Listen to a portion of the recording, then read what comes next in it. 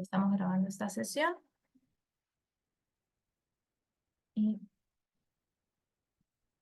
estimada comunidad SEC, bienvenidos a nuestro espacio Capacita SEC de marzo, un espacio a disposición de nuestros afiliados con el objetivo de capacitar y actualizar a nuestros asociados. Hoy este Capacita SEC nos trae como tema de agenda que son las modificaciones al reglamento de obras por impuestos. Para ello, quiero dar la más cordial bienvenida a la doctora representante del estudio Payet Rey Caubi Pérez Abogados, Karen Ángeles, quien es especialista en Derecho Administrativo, Contratación Pública, Gestión Pública y Gestión de Proyectos en Infraestructura. Voy a dar un poco de su biografía. La doctora Karen Ángeles es abogada por la Pontificia Universidad Católica del Perú, magíster en Gestión Pública por la Universidad del Pacífico y cuenta con un máster en Administración Pública por la Universidad Complutense de Madrid y el Instituto de Investigación Ortega y Gasset.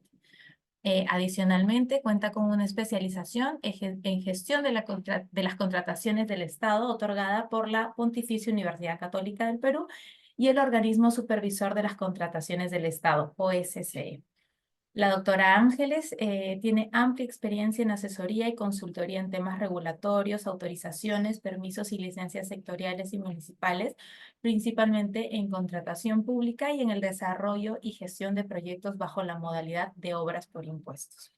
Con anterioridad a su incorporación al estudio Payet, se ha desempeñado como abogada de la Secretaría General de la Oficina Nacional de Procesos Electorales, como la conocemos OMPE, gerente de Asuntos Jurídicos en la Corporación Peruana de Aeropuertos y Aviación Comercial, CORPAC, y asesora del viceministro de Comunicaciones en el Ministerio de Transporte y Comunicaciones.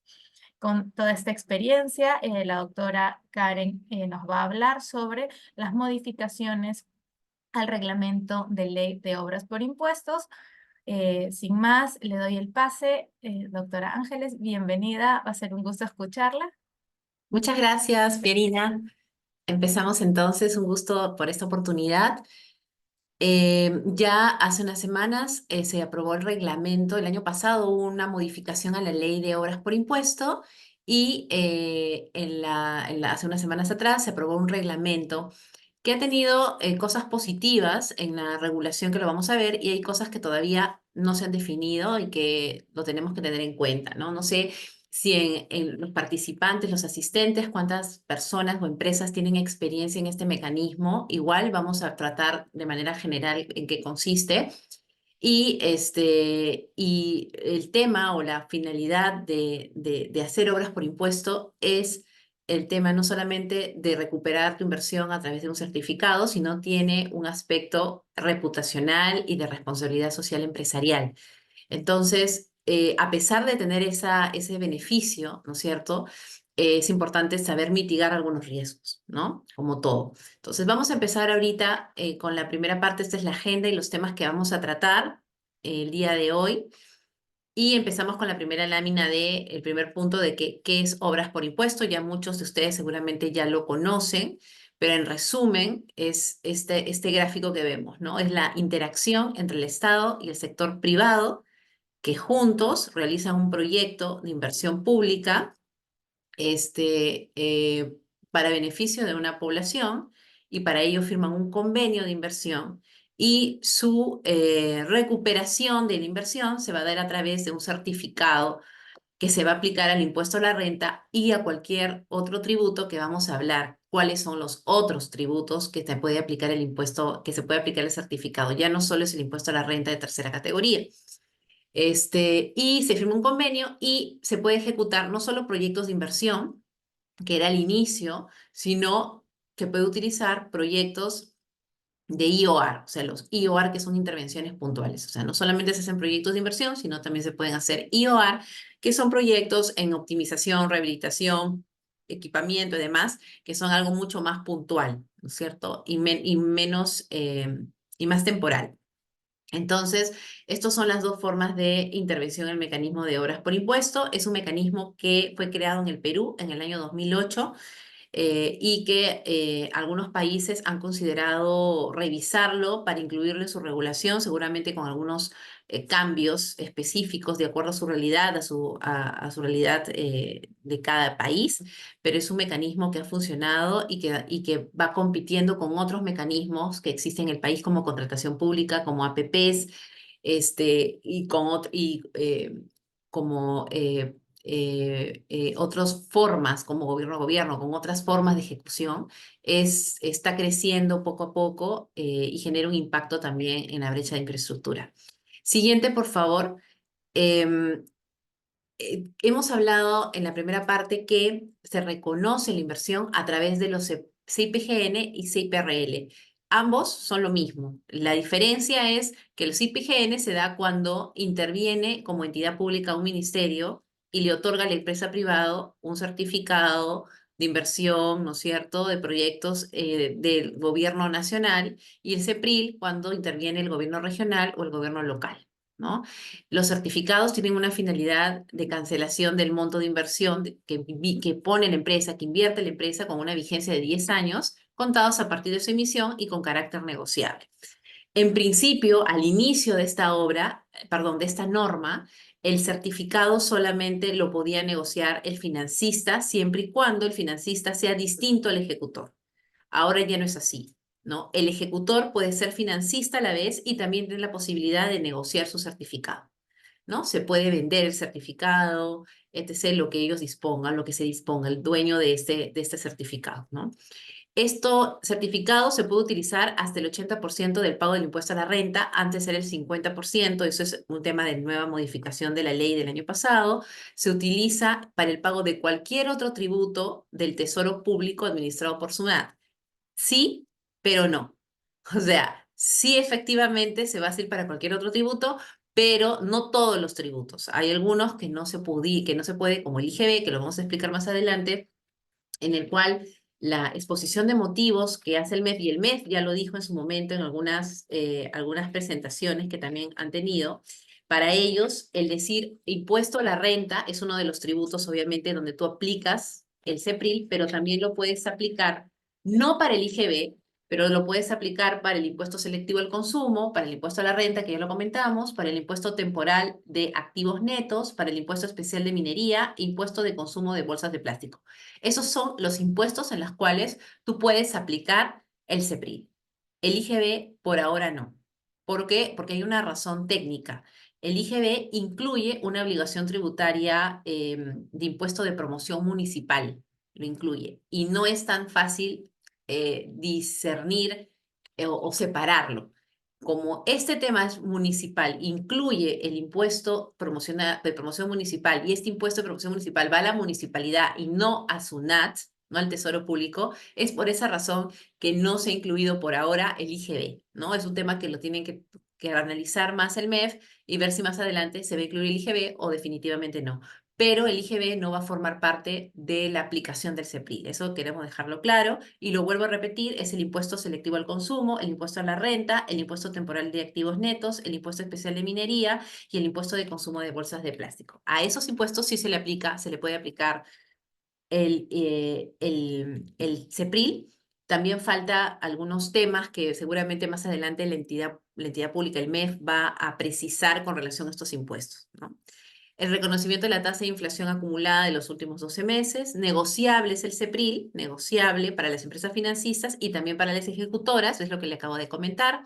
Y el uso para el pago de cualquier otro tributo entrará en vigencia en 90 días calendario, ¿no es cierto? Todavía no. Esto ha salido en febrero, si no recuerdo, esta norma, este último reglamento ha salido publicado el 10 de febrero, y más o menos 90 días, estaríamos a fines de abril o mayo, tendríamos noticias de cómo aplicar estos en otros tributos. Esa forma de cómo aplicarlo en otros tributos, falta que el MEF lo regule, pero ya nos ha dicho cuáles son los impuestos en los cuales se van a establecer. No lo dice la norma de manera específica, el reglamento, pero lo dice la exposición de motivos y es lo que lo comenta.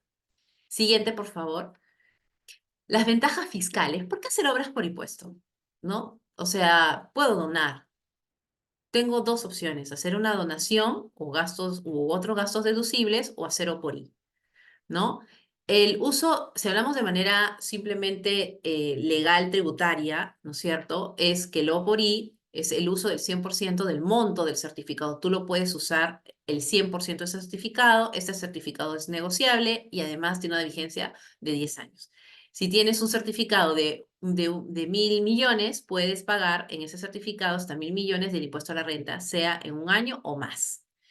En una donación, ¿qué pasa? Deducción sujeta a ciertas condiciones. El monto máximo de recuperación de una donación solo es el 29.5% del total de inversión. Si no se cumple con las condiciones, la SUNAT podría cuestionar la deducibilidad de este gasto. Las donaciones tienen un tope de deducción y ejemplo, si donas 1.000 millones de soles para que una asociación haga determinada obra, como máximo podrías reducir el pago del impuesto a la renta hasta 295.000 soles. Esa es la diferencia en temas tributarios, ¿no? Por otro lado, tú puedes donar para de repente querer que la municipalidad o la entidad haga determinada proyecto, determinada obra o mejorar el patio de los niños, no sé. Para eso está destinada la donación, pero no sabes quién lo va a ejecutar, si lo van a hacer dentro del plazo, cuánto se van a demorar, no tienes el control. Tú simplemente dices el dinero y te desentiendes de ese objetivo que tenía la donación, porque al final es una donación que ingresa al tesoro público y al final es la entidad que va a disponer en qué momento, cómo lo hace, con quién lo hace, etcétera, ese proyecto que tiene en mente. En una OPORI, el que tiene el control es el financista. El que va a tener reconocimiento reputacional es el financista. Aquí la donación y una donación, pero al final la obra lo hace la misma municipalidad. Y por otro lado, tenemos estos dos temas ya de temas tributarios, que es que recuperas en uno 100% y en el otro recuperas solamente el 29 o lo aplicas el 29.5% al impuesto a la renta. Siguiente, por favor.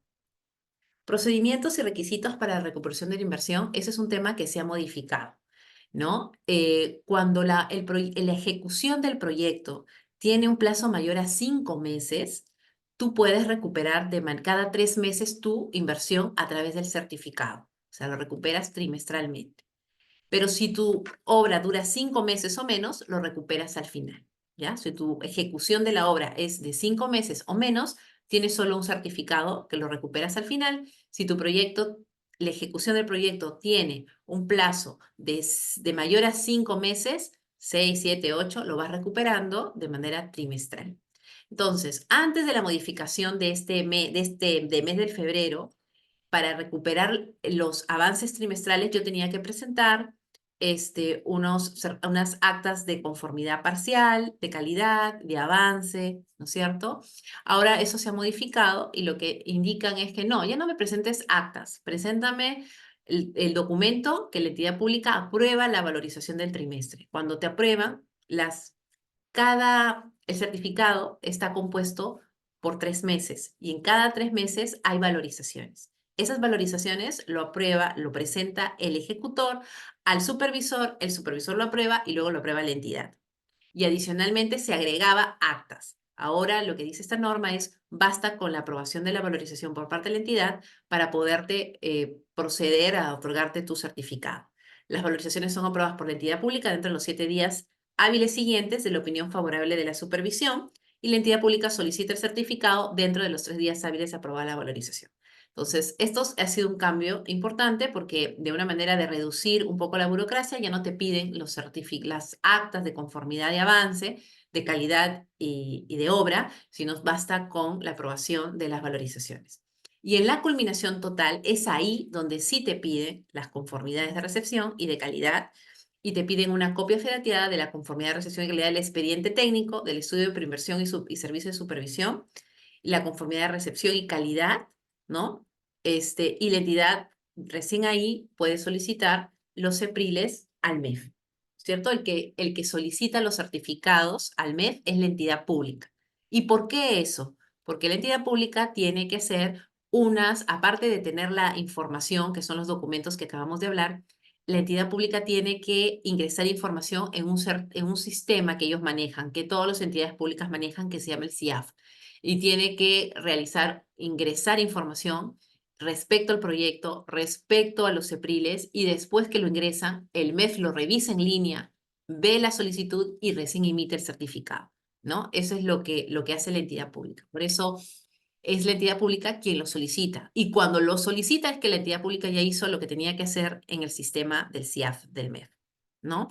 El convenio de inversión se señala, algo muy importante que dice las modificaciones, es que en el convenio va a haber una cláusula que se establezca cuáles son los funcionarios o los cargos de los funcionarios responsables por cada cosa, para emitir los certificados, para emitir el CEPRIL, etcétera. Entonces, se enumeran quiénes van a ser los responsables en el convenio para que el financista acuda a ellos cuando tenga que acudir en su momento, en el caso exista alguna demora en alguna tarea que deben cumplir para la emisión del certificado. Siguiente, por favor.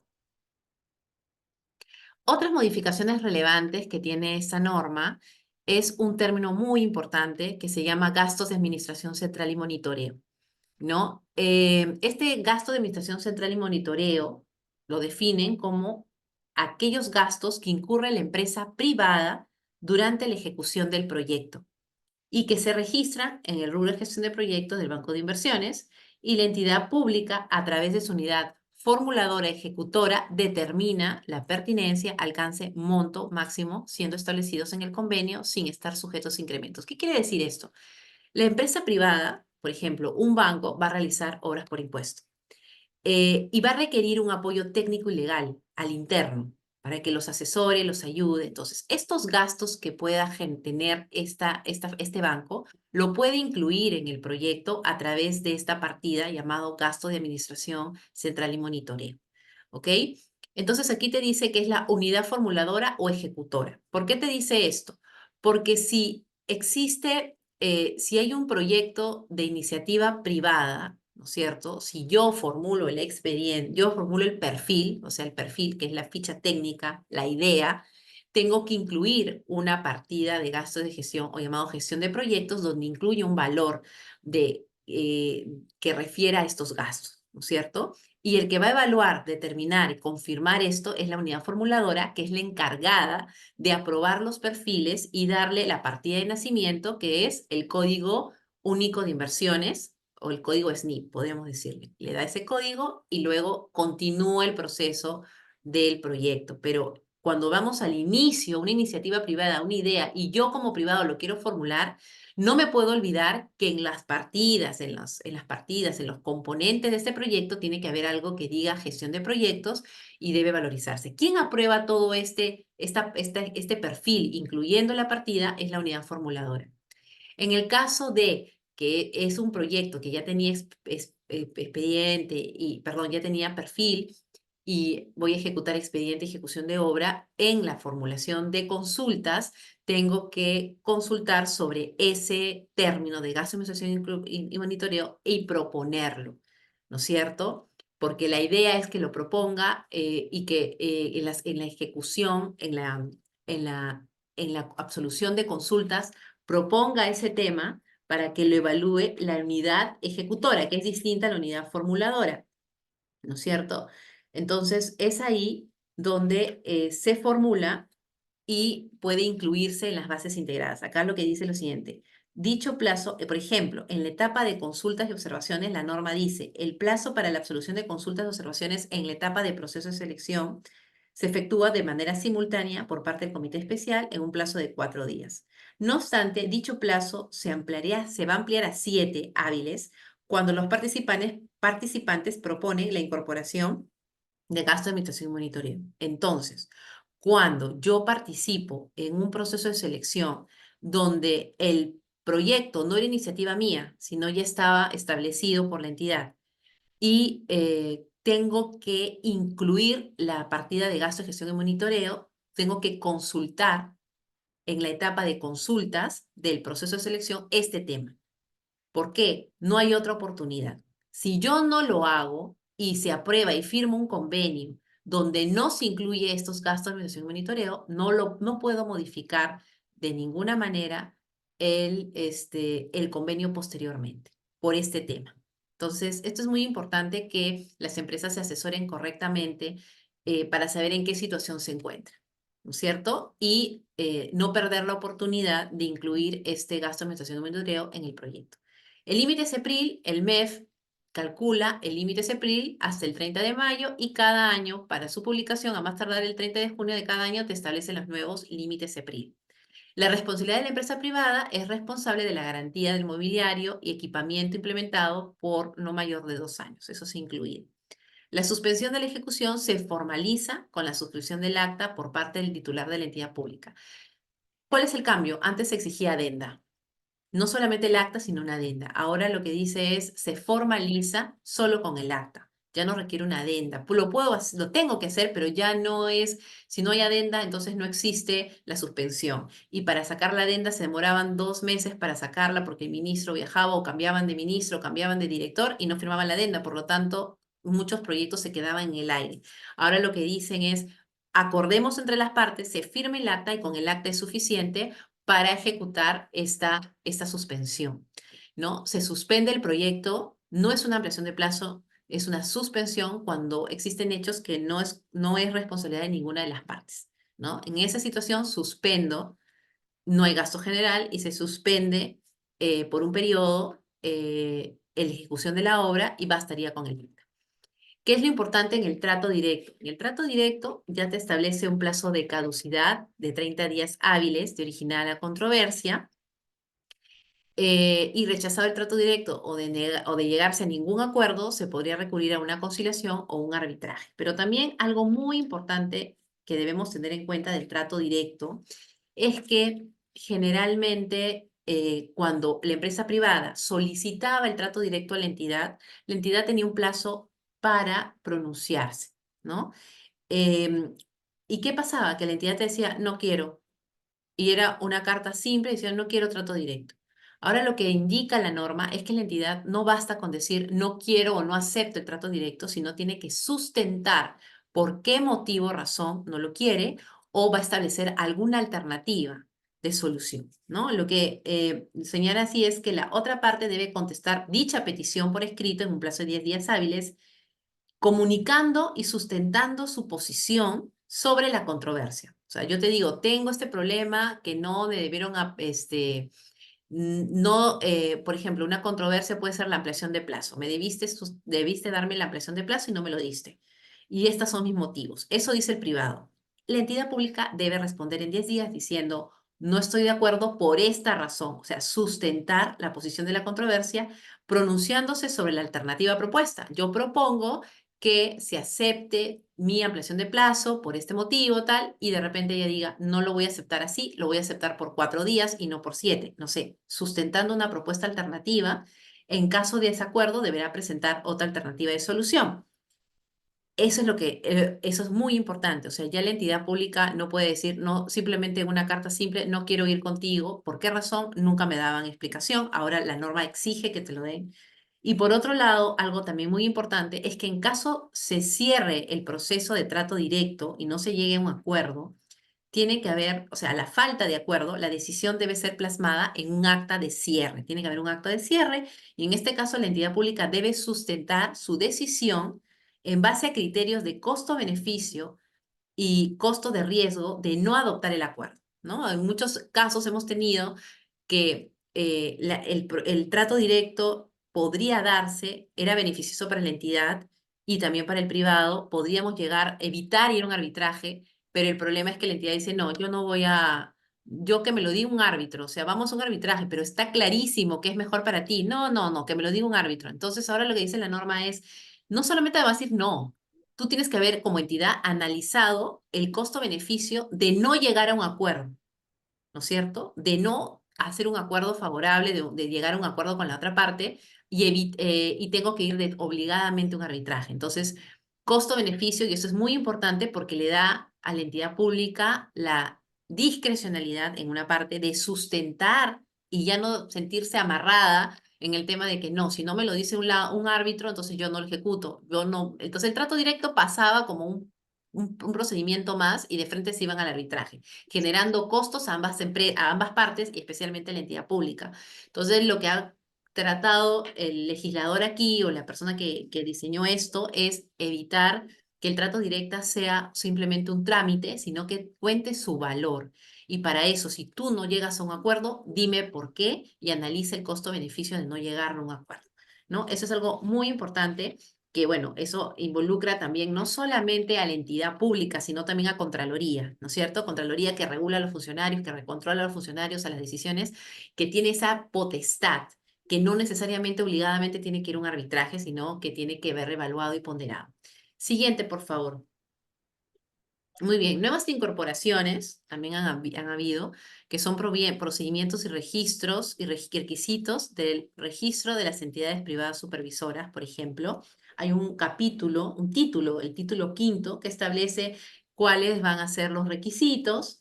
El objeto es, el registro de entidades privadas tiene por objeto contar con un banco de información referencial de personas naturales y jurídicas que participaron en las actividades de supervisión. Eso yo creo que es importante para el financista, para saber exactamente qué supervisores tienen ya experiencia en Oporí y quiénes no lo tienen, ¿no es cierto? Fabricio, siguiente, o sea, no veo la lámina, si la puedes poner. Otro tema importante es el alcance de la especialización y certificación de los servidores públicos. O sea, hay un ánimo de promocionar la capacitación y Proinversión emitirá la directiva que dispondrá los procedimientos y requisitos y condiciones y perfiles para la certificación. El MES deberá emitir una lista priorizada de proyectos, de institutos y escuelas de educación superior. Parece que hay interés en ese sector también de hacer de educación superior e institutos. Generalmente vemos colegios, primaria, secundaria, ¿no? Pero hay un interés adicionalmente de eso, que el mes lo va a publicar. Los plazos señalados en el reglamento son hábiles, salvo disposición contraria, y la actualización de los EPRILES para los gobiernos regionales será publicado a más tardar el 29 de febrero de 2024. Hay algo muy importante también, es que se ha incluido dentro de los recursos que tienen los gobiernos regionales el FONCOR, ¿no es cierto?, que son el Fondo de Compensación Regional, y esto va a permitir que exista mayor fondo de los gobiernos regionales para que puedan realizar obras por impuesto. Siguiente, por favor. Creo que hay una pregunta o alguna Sí, Sí, también, muy también, buenos también. días. ¿Sí? Sí, buenos días. Quería preguntarte algo con algo que mencionaste anteriormente. Me presento, soy Estefanía Rodríguez, directora comercial de MAP Ingeniería Valor. Nosotros nos dedicamos a la supervisión de obras en proyectos de infraestructura en relación a la modificación del reglamento en donde se menciona, creo que es el artículo 142, en la inscripción de empresas supervisoras. Hay un parágrafo que dice que para obtener la certificación de inscripción, debo sí o sí contar con experiencia en obras por impuesto. Entonces, teniendo en cuenta esto, esto no está, esto pues para nosotros es un limitante a la participación en este tipo de concursos. Quisiera de pronto un poco más, una Mm. mayor explicación frente a ese artículo. Sí, o sea, te está estableciendo que como requisito, creo que es el 132.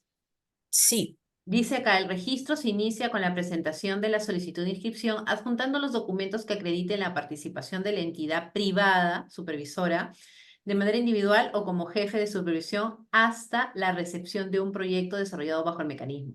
Debe solicitar la inscripción en registro en más de una materia siempre que acredite la experiencia mínima señalada en el párrafo. Y te dice que la experiencia mínima es de un proyecto, Ujú. ¿no? La inscripción, ¿y cuál es el objeto? Contar con el banco de inversión referencial de personas naturales que participaron en actividades de supervisión de inversión ejecutadas bajo el mecanismo. Proinversión tiene a su cargo el establecimiento y administración de conducción de registro.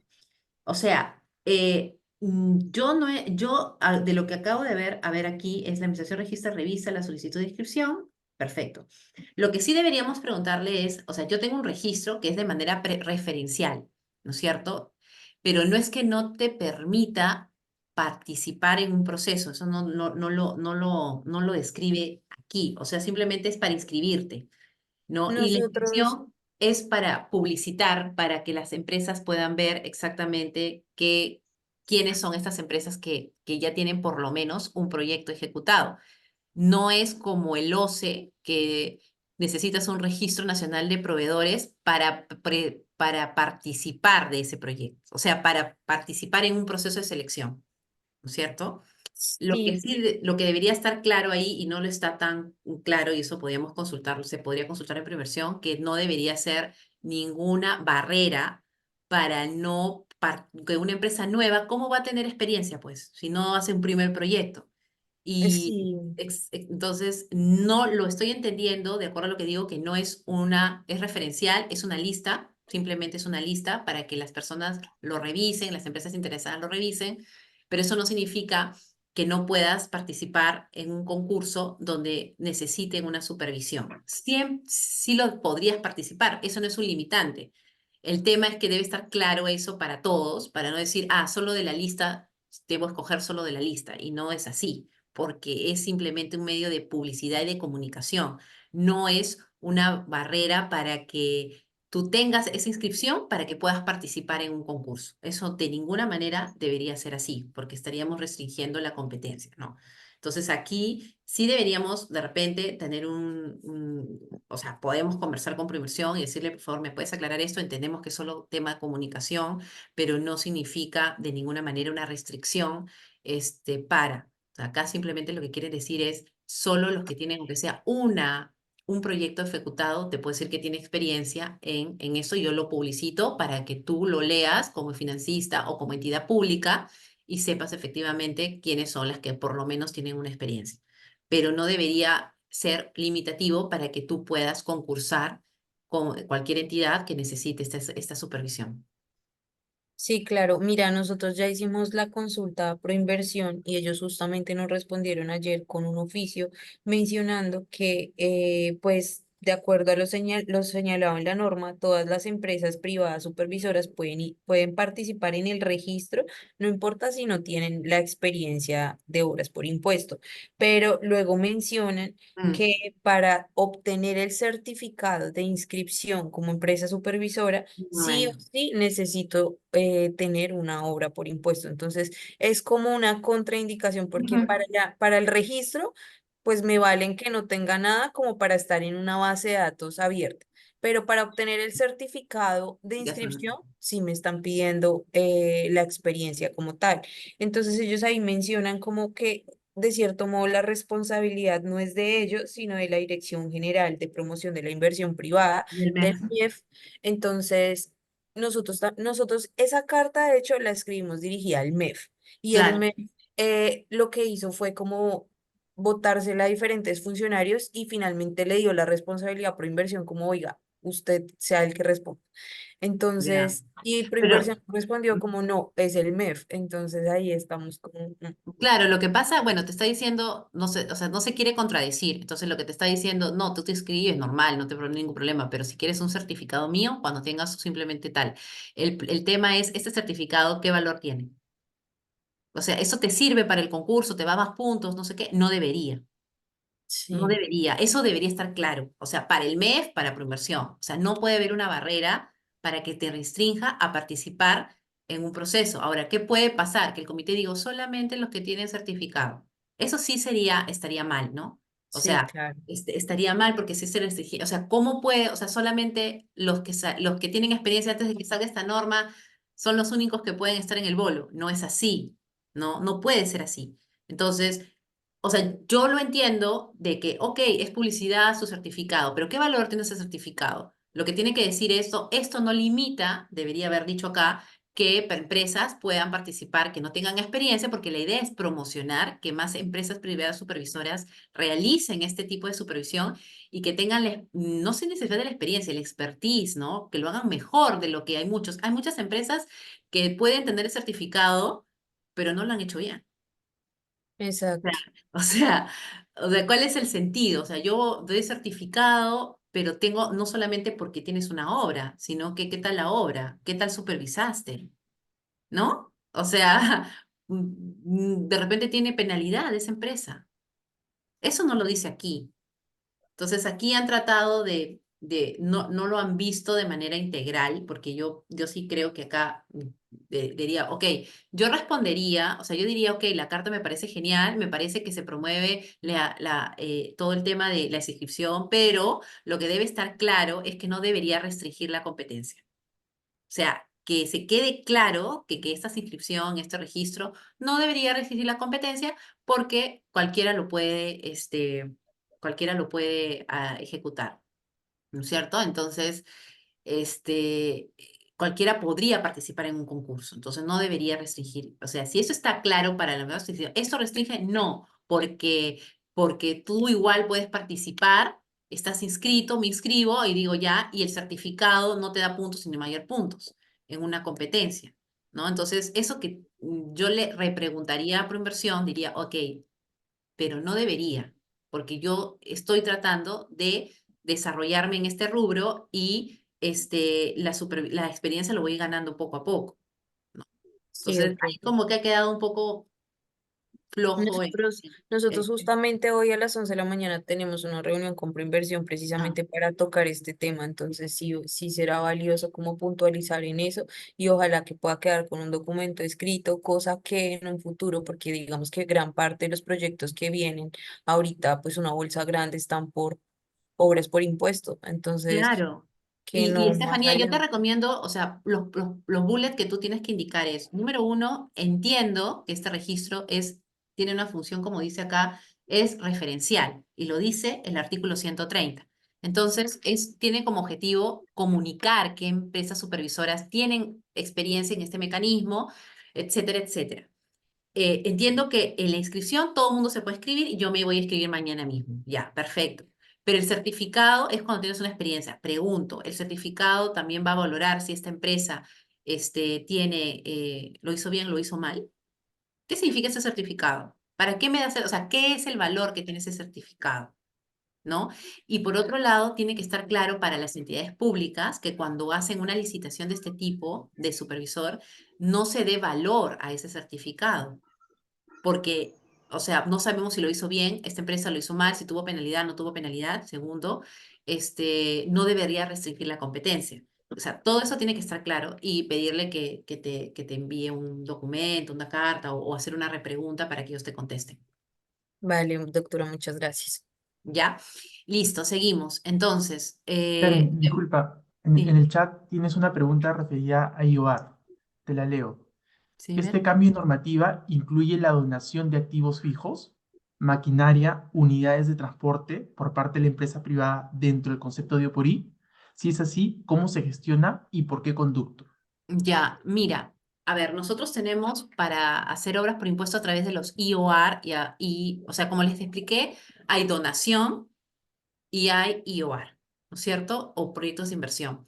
Entonces, cuando hablamos de donación, es yo te dono donación de dinero, eso es otra cosa, no estamos en obras por impuesto. Cuando hablamos de, por ejemplo, equipamiento, es que la misma empresa financista va a comprar los equipamientos, va a instalar los equipamientos en la zona. Esto podría ser un IOR, ¿no es cierto? Mejorar el área de cómputo de un colegio, ¿no es cierto? O mejorar el sistema o un proyecto de inversión del sistema de seguridad, ¿no es cierto? De una municipalidad. Entonces, se compra, la misma inversionista ve la instalación en su proyecto, va a estar presupuestado la instalación, el equipamiento, si va a requerir alguna capacitación de estos equipos, etcétera. Se va estableciendo ahí. Entonces, dentro del concepto por I, sí. O sea, puede haber dentro del concepto por I el tema de equipamiento, el tema de capacitación dentro de un proyecto, dentro, no solo, capacitación solo no va.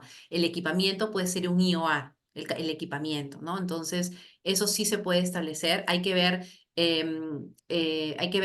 generalmente las entidades tienen experiencia en temas de proyectos de inversión y poca experiencia en IOA. Entonces, recién estamos viendo algunos proyectos que son de medio millón, de 1 millón, no sé, ahí podemos chequear, que implican algún tema de seguridad ciudadana, de equipamiento, de cámaras de seguridad o de escuelas con pantallas, ¿no es cierto? Entonces, eso también se está viendo.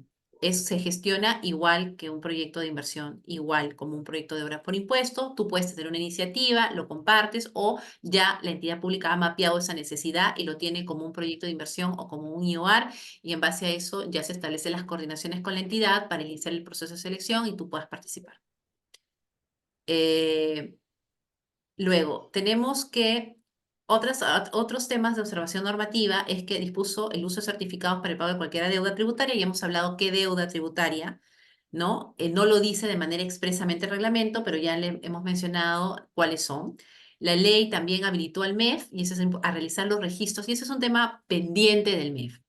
La ley 31735 estableció que en caso la entidad pública no emita los EPRILES, ¿no? Acuérdense que para que la entidad pública emita los EPRILES tiene que tener las valorizaciones aprobadas, tiene que tener, en el caso de la culminación del proyecto, las actas y tiene que haber hecho sus operaciones en el cielo, ¿no? Su registro. Si la entidad no lo hace, no pide el certificado. Hay entidades públicas que lo han hecho y tampoco lo piden al MEF. Y eso genera un gran problema para el financista porque no puede recuperar a tiempo su inversión. Y lo que dijo la norma es, el MEF se va a encargar. No se preocupen, el MEF se va a encargar a registrar, a hacer los registros presupuestarios y financieros en caso de incumplimiento por parte de la entidad pública, pero el reglamento no dice nada cómo lo va a hacer el MEF. En la exposición de motivos del reglamento dice que no es aplicable. Primer tema ahí importante, que, o sea, un reglamento no regula lo que dice la ley. Eso es algo, un error garrafal, creo yo. Ese es mi punto de vista de manera legal. Y el reglamento no lo dice, tú puedes entender que si no lo regula el reglamento es porque no era necesario y porque ya lo tienen todo claro. Y cuando leo la exposición de motivos del reglamento, donde te explican por qué razón se modifican estas cosas, te dice que no se puede. Entonces, es un tema que es una tarea pendiente del MEF, es una tarea pendiente, porque no puede quedar la ley así, ¿no? O lo va a derogar ese artículo, o en todo caso lo va a implementar más adelante en un reglamento. Entonces, esa parte, el punto 2, es un tema que el MEF todavía no lo ha solucionado, ¿cierto? O lo ha solucionado parcialmente, porque todavía la ley 31735 está vigente, salió el año pasado, y ese artículo dice eso mismo, que el MEF se encargará de realizar los registros presupuestarios financieros en caso la entidad pública no lo haga. ¿Ya? El reglamento señala que la unidad formuladora ejecutora determina los gastos de administración y monitoreo, pero posteriormente señala que la empresa privada puede proponer su incorporación. Ya. Esto lo hay que entenderlo como los comenté. La unidad formuladora es competente cuando estamos en el perfil, cuando estamos en la idea.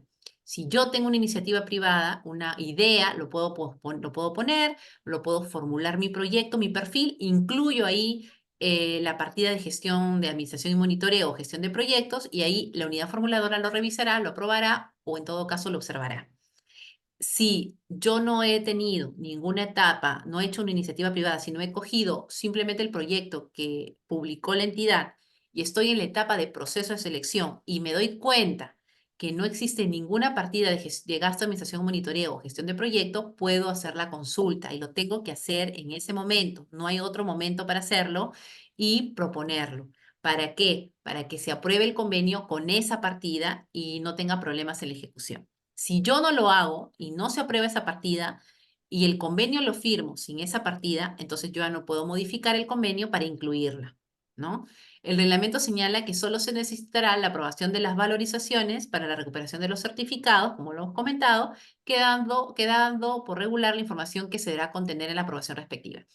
Efectivamente, lo que hemos dicho acá es que ya en el recupero trimestral, cuando tu obra de ejecución es mayor a 5 meses, tú recuperas de manera trimestral, ya no necesitas las actas, pero necesitas el documento que apruebe las valorizaciones. Entonces, lo que sí debería haber en el MEF, y esa es una recomendación nuestra, es que establezca qué documento, si existe un formato para que todas las entidades digan, este es el formato de aprobación de valorizaciones y todos lo tienen que tener. ¿Por qué? Porque cada entidad lo puede aprobar de manera diferente, con documentos diferentes y con datos en el documento distintos, o de repente para el mes dice, no, yo necesito este número, que me pongan el número correcto, que me pongan en letras, que ya, esos detalles debería tener un formato, creemos, para agilizarle la vida a las entidades, porque si no, cuando las entidades envíen su documento elaborado por ellos, pueden poner un párrafo que diga, ya se aprobó la valorización. Y no ponen el cuánto. Pero si tú no me has dicho, tú me has dicho el documento que apruebe, acá está el documento que apruebe, este es el documento que apruebe. Cuando va al Tesoro Público, el Tesoro Público digo, no, pero acá eso no me dijiste, para mí este documento es válido, pero para el MEF no. Para evitar esos problemas de ida y vuelta, el MEF debería tener un modelo de cómo es el documento que aprueba las valorizaciones para que todos tengan la misma información y no rebote. Siguiente, por favor. Ya, eso es lo que tenemos, que es lo más relevante que hemos tenido en el tema de proyecto de obras por impuesto. Espero que les haya servido el tema Y muchas gracias por la oportunidad. Cualquier cosa nos pueden llamar, preguntar, estamos siempre a disposición para ayudarlos. Gracias.